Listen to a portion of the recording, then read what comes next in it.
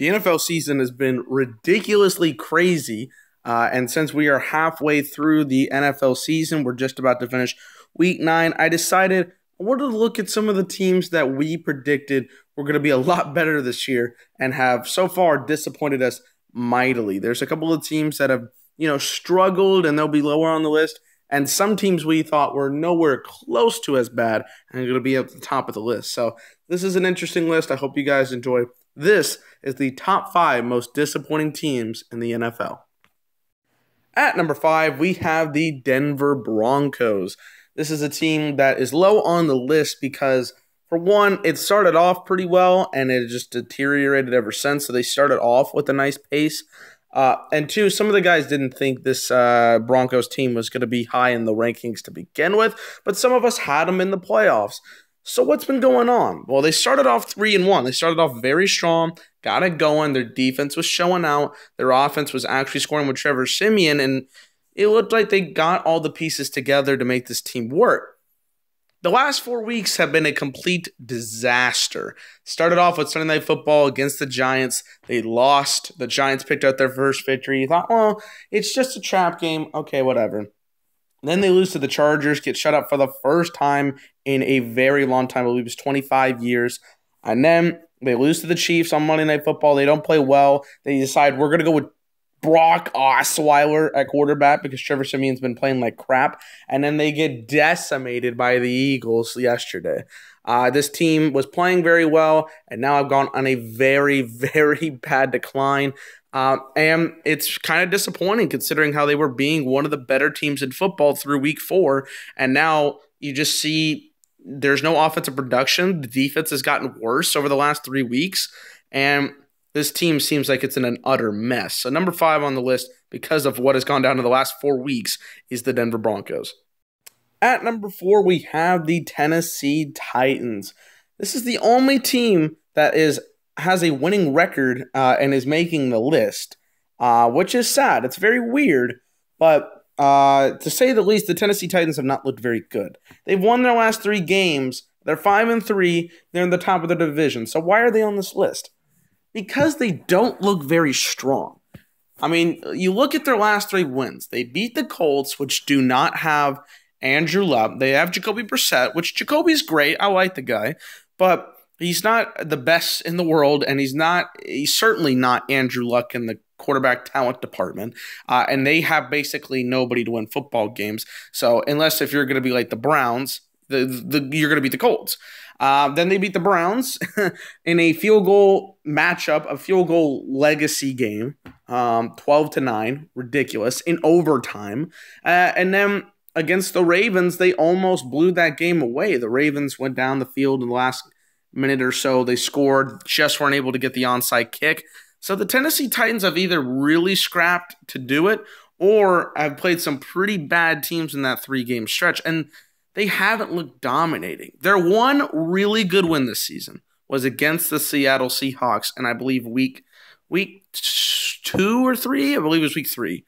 The Tennessee Titans, we thought were going to go out here. We had some of us thought they were going to go 12-4. 12-4, ladies and gentlemen. And they're already, they're 5-3. They just don't look as talented. They look hurt. They don't look like they're able to get things done. Could this team still make the playoffs? Absolutely. Considering they're in a pretty weak division, it's a 2-man race at this point between them and Jacksonville.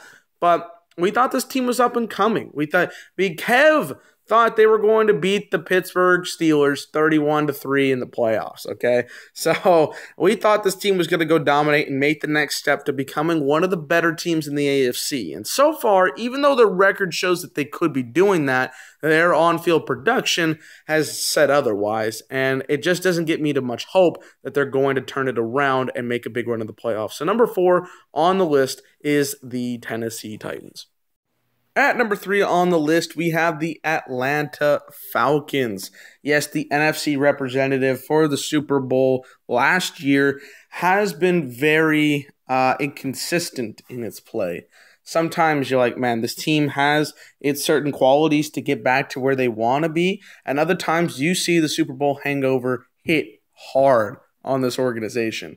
I mean, you start off the year barely, and I mean barely beating the Bears. If Austin Hooper ain't that open, this team could have lost the season opener.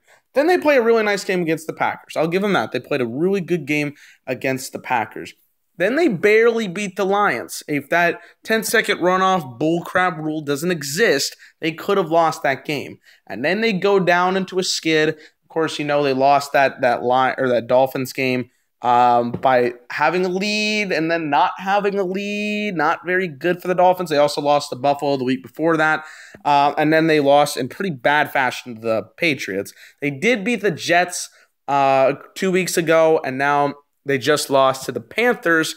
It looked like, there's Matt Ryan's face, it looked like they were going to get something done early on in the game, but they weren't able to capitalize it.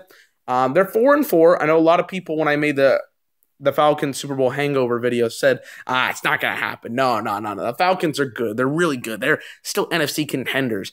It hasn't looked all that way so far. They've played one really good game of football and then have played pretty inconsistent the rest of the way through.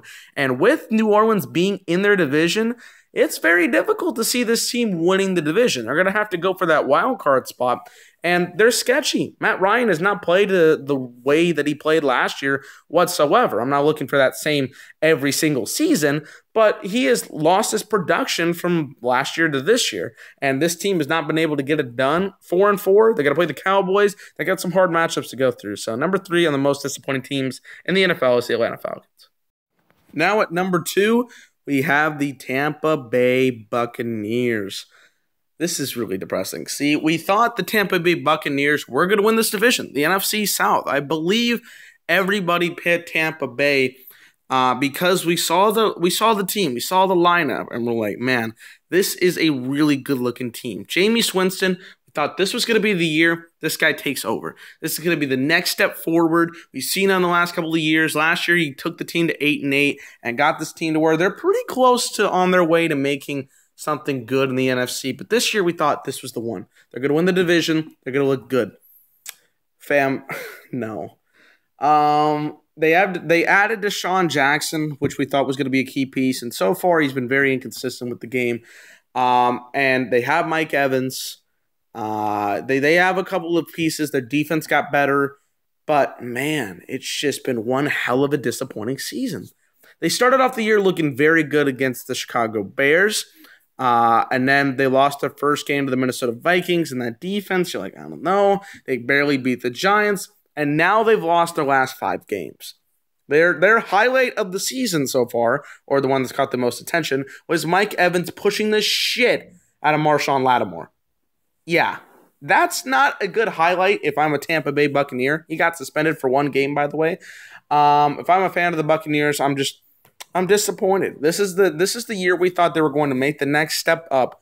Jameis Winston was going to put in the work to get this thing done for this organization, and nothing has really clicked. And now that Jameis Winston's out for the next couple to several weeks with an injury, it's all but over. It is all but over for this Tampa Bay team, who we thought were going to go 12-4. Some of us had them going 12-4 at the beginning of the season, and they're 2-6 right now, with no hopes of getting better because Ryan Fitzpatrick is their backup QB now having to start. So Tampa Bay, this one's really disappointing to see, and with the NFC South being competitive, along with Atlanta trying to make their struggles come back, but still with Carolina and New Orleans, the top 2 teams in the division, very saddening to see Tampa Bay where they are at right now.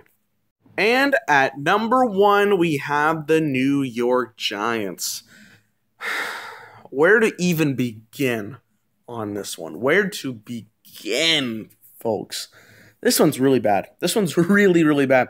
I had the New York Giants as the NFC representative for the freaking Super Bowl. The other 3 guys at least had the New York Giants in the NFC Championship game. The New York Giants are 1-7. 1-7! I don't think anybody could have possibly predicted that happening. There's a lot of reasons. Eli Manning is straight garbage. Straight garbage this season. I've always not liked the guy and thought he was overrated, but this year, he clearly shows that he's not a great quarterback. inconsistent running play, terrible offensive line play, suspensions from two of their best defensive players in Dominique Rodgers-Cromartie and Janoris Jenkins for out-of-nowhere reasons. The fact that Ben McAdoo is a terrible head coach. Terrible! He wants... I don't even know what he wants. He's a terrible head coach. He can't win football games. This team has looked bad from the very beginning, and it's sad. This is a team that we thought, man, the defense is getting even better. They put in the money to work, made this defense work, and last year they were great. This year we thought they were going to be great. They had great receiver talent from Odell Beckham to Sterling Shepard. They got Evan Ingram in the draft. They brought in Brandon Marshall, and now two of those guys are out for the season, Odell Beckham and Brandon Marshall. That's pretty upsetting. Dwayne Harris broke his ankle too, is out for the year. Now they have no receivers at this point besides Evan Ingram, so they're having to use backups and stuff like that. And this team is very poorly run, and there's just a whole mixture of reasons as to why this team is bad. I talked about it in a topic video a while ago, but this team, by far the most disappointing because we had so high expectations of them getting to the Super Bowl or at least the NFC Championship game, and they're 1-7. What a shame. So thank you guys for watching. Hope you guys enjoyed another topic video from your boy Dilly Vanilli. I thought this one was a good one. Wanted to talk about some of the more disappointing teams in the NFL because it's been a weird season, very, very weird season, and I thought this would be a good video for you guys to get the opinions on from me. So go ahead and like the video, comment below. What are your opinions on the list? Do you think it's good? Do you think it's bad? Who would you have put in? Who would you have taken out? All that good stuff. Subscribe to the Bottom Line View. Turn on those notifications. Know exactly when you're getting a Bottom Line View video because it's going to be a banger every single time it hits. So don't worry about that. Subscribe to the channel. Good stuff is coming on the way. We're planning big things, baby. Hope you guys are in for the ride. For Dylan of the Bottom Line View, peace out.